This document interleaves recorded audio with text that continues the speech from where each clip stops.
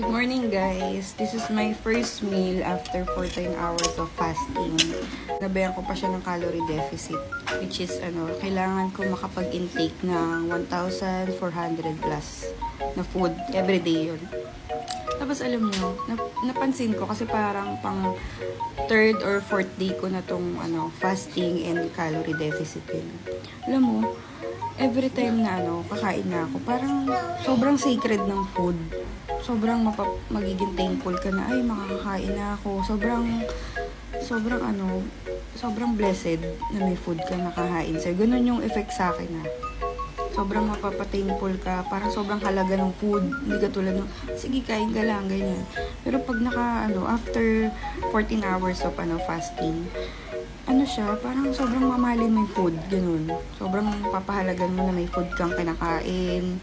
Sobrang thankful, ganun. Thankful ka na may pagkain ka dyan. Tsaka ang saya kasi alam nyo, before kasi, pag kumakain ako ng marami, parang later lang, gutom na ulit ako, nagkikrave na ako. Tapos nung na-try ko yung calorie deficit, isa pa yun siya, ayan, naputol yung video, isa pa yun siya na nakakapagpa-crave pala talaga ng kaya lalo tayong tumataba, ganun. Kasi wala akong kahit ganyan, kain lang, ganyan. Tapos later, gutom na ulit ako, parang crave na ulit ako sa rice, sa food, sa fries, sa burger, mga fast food, ganun. Healthies, mga ganun. Tapos, ngayon, parang wala. Paggabi na, ang last meal ko kasi paggabi, 8 p.m. or 9, gano'n.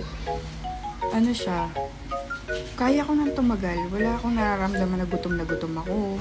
Basta inom